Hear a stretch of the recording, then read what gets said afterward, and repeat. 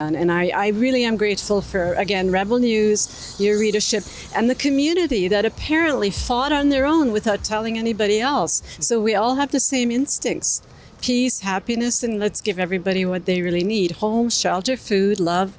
Hey. David Menzies for Rebel News here in Toronto. And folks, if you can, please visit journalistdefensefund.com. Make a contribution. The fact of the matter is, we love to bring you the other side of the story, but sometimes there are forces afoot that try to shut us down, sometimes with physical violence, and we need to hire bodyguards so that we can ensure our reporters and cameramen are healthy and safe. So please go to journalistdefensefund.com. Well, folks, I'm here at George Hislop Park with Miss Suzette. And you may recall Miss Suzette from about a month ago. That's when my cameraman Mocha and I came to the park. And my goodness, was it radically different than what is standing behind me right now. Here, check out what we encountered in June. First of all, there's an addiction issue here. People need help, not for things like harm reduction or anything like that. They need real help, how to deal with the issues that are causing their addiction. Most people have some sort of mental health issue. Okay. Pardon me? We're in a public area, sir. So what? We don't want to be on camera. We don't want to be on TV, man. Okay. What's the point of you stopping? There's been a reported 3 stabbings that we know of here by people coming by. People who, if you can believe it, live in luxury condominiums here on Charles Street. Well, folks, what can I say? They say you can't fight City Hall or you can't fight Sanctuary City Hall.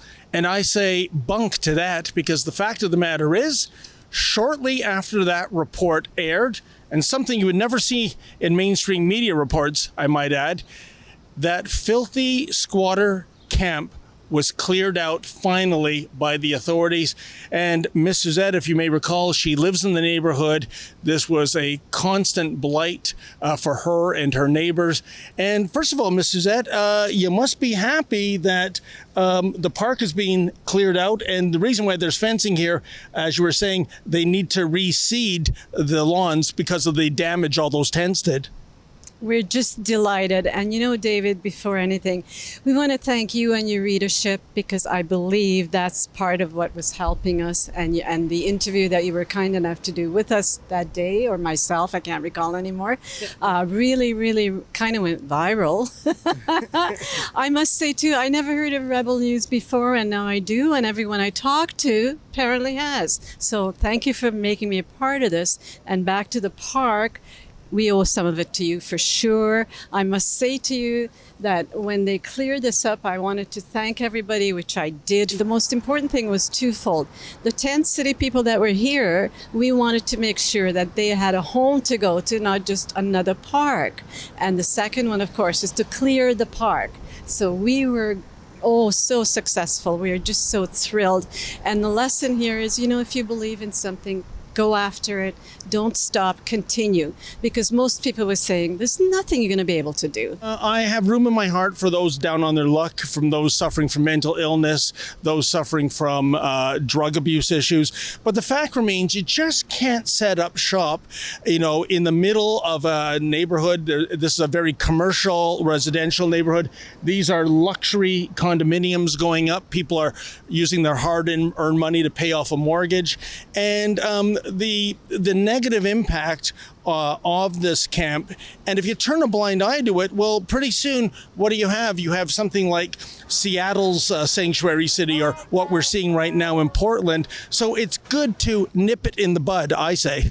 Well, we were very, very devastated. We didn't mind people being in the tent and enjoying the summer and sleeping, but when it turned into violence and crime and harassment, I mean, my heart just died when I talked to a lady, and she said, we're scared to come out of our apartment. I have to get my mom, someone to help her come out because she's scared. And as I repeated this scaredness to other people, yeah, we're scared to come out. We're not, people being scared from other people who have Well, with good reason, Miss Suzette. There was like, what, 3 stabbings, I believe, of people just walking by and they're getting a knife. I know, and this is what we started to discover, that there was violence.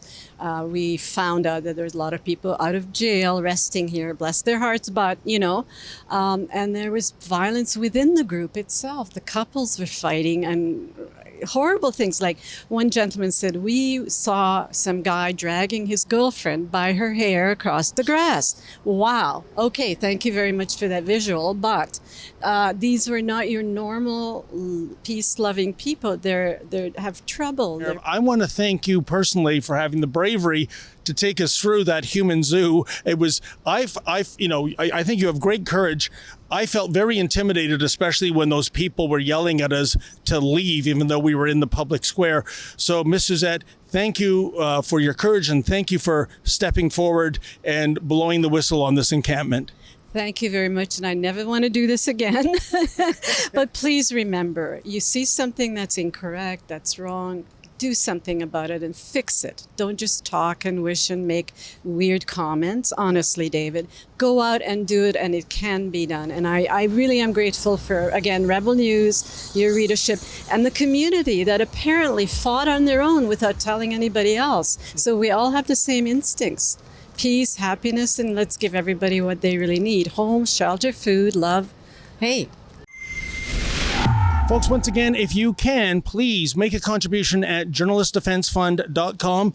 This is to ensure that our reporters, our cameramen, are not threatened while on the job as we attempt to bring you the other side of the story.